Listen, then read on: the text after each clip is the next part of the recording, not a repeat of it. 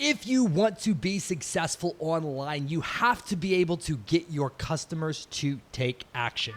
However, that does not always mean just selling them something. In this video, I'm going to show you over 40 ways to get your customers to take action online.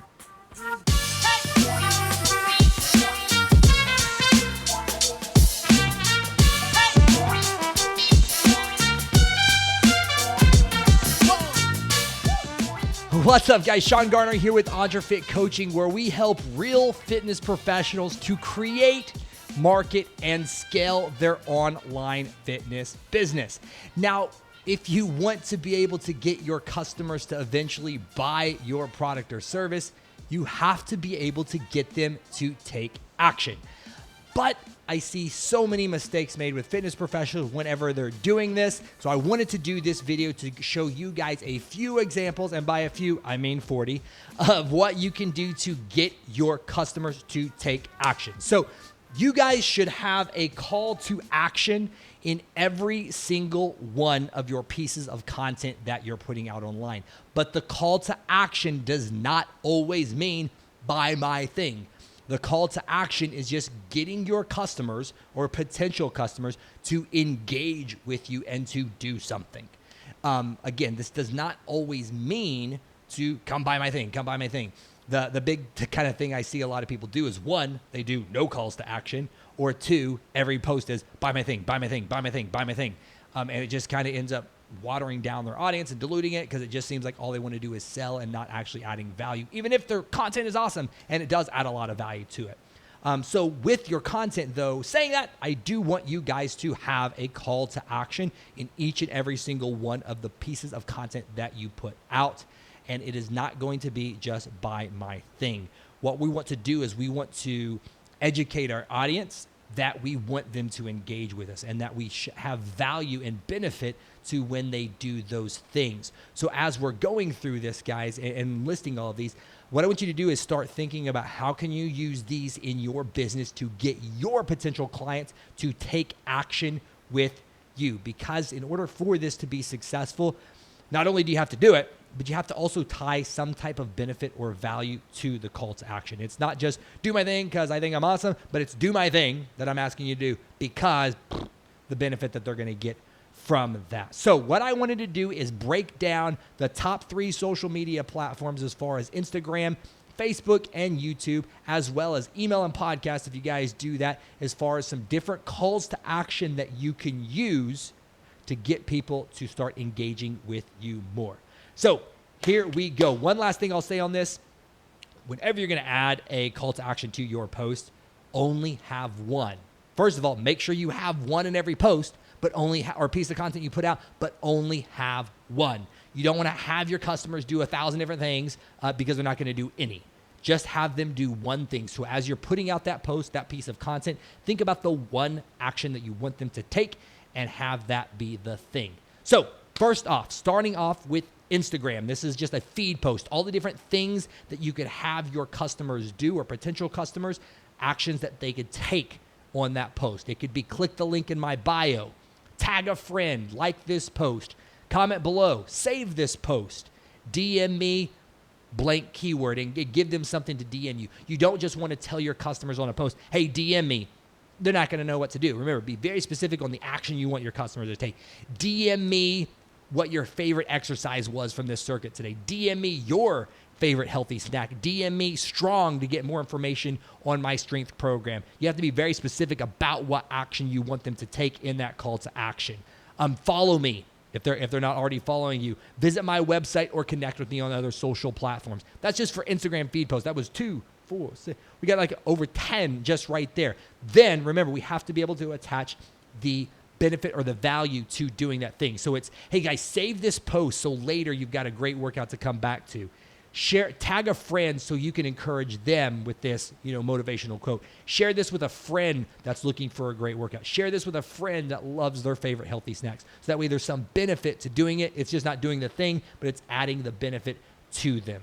on the connecting me with other social platforms. But, hey, guys, connect with me on Instagram because that's where I share a lot of the behind the scenes of the life of a busy fit dad or whatever yours would be for them. But you have to have that benefit tied to the call to action. So that's with the Instagram feed posts. When we go to Instagram stories, we have things like swipe up. If you've got over 10,000 followers to click on that link, tap here, put in little stickers and stuff for people to tap onto for names and businesses and things that you tag. Reply to me here. Forward this story. Visit my website, connect with me on other social platforms, or engage with the stickers. So say you put like a countdown timer, a Q&A, a poll, or something like that on Instagram stories, asking them as your call to action, having them engage with that. So it'd be, hey guys, make sure you subscribe to this countdown timer down here below so that way you get first notifications of when my new program launches, or you get first notifications of when I'm releasing my new recipe guide. And it gives them, again, reminding them of the benefit of them taking the action and not just doing the thing. So that was everything for Instagram. And again, I'm sure that there's more, but that's just my quick brainstorming session that I was able to come up with. Next would be going over to Facebook. That would be, share this post, comment below, like this post, like my page or like this page, click the link below, visit my website, or connect with me on other social platforms. But again, we're always making sure we tie the benefit to those different calls to action. Next, going over to YouTube. This would be, have you ever seen people in the video like, hey guys, click right up here, or after the video, they're like, hey, watch this video next. Those are just in screens or YouTube cards. That's just a way to get them to take action, to get them to do something else. Click a link, go visit a website, or watch the next video that you want them to watch. The other thing you can do is click the link below. Comment below. Guys, comment below down here on this video. That's going to be mine. I told you I'd come up with my call to action would be. Guys, comment down here below on this video what your favorite call to action and that you got from this video and where you're going to use it. Let me know in the comments below. That's my call to action. Give this video a thumbs up, subscribe, turn on post notifications, visit my website, and connect with me on other social platforms. If you guys want to do all that stuff too, you can as well. But you just want to have the one call to action for them to focus on each platform. So that's kind of the major 3 platforms, right? Facebook, Instagram, YouTube. Last 2 are more for things that you control and own a little bit more. So it'd be for people that have email marketing lists, which you absolutely should. Because that's actually customer list that you own. And then podcast, if you do podcasts or you're on podcast. So if you're on an email, it'd be like, guys, click the link in the email. You're not doing it on video, it's copy. But you're asking them to click the link, telling them to reply back to the email. And again, remember, when you're doing this, you're very specific about what you want them to do. Guys, reply back to this email with exactly, some type of keyword or phrase that you want them to do. Guys, reply back to this email and let me know what your favorite tip was from my top 10 things every busy dad should do. Whatever it is, be very specific. Asking them to visit your website or connect with you on other social platforms.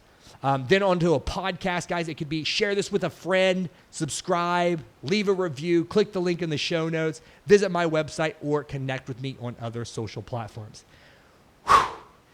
That was a lot, guys. I hope you see that there is so many different things that you can do to get people to engage with you on social other than just buy my thing, buy my thing, buy my thing. It's all about connecting, building that online community so that way your customers, as you build that level of trust, the action that they're willing to take goes up. It might start out when they first start noticing you, it's just following you. Then it's liking your post, commenting on your post, sharing the post, DMing you, engaging with you, clicking on your website, signing up for your email newsletter, and then eventually signing up for a consultation call or buying your training product. But it takes a level of trust, and you have to be able to use a variety of calls to action to talk to the people that you're speaking to, that you've developed that level of trust with. So guys, hope this helps you out, get some ideas on what you can do for your business to help crush it online. We do this stuff for real fit pros just like you. So if you're looking to create, market, and scale your website, check us out on our website, AndreFitCoaching.com. Have an awesome day, and we'll talk soon.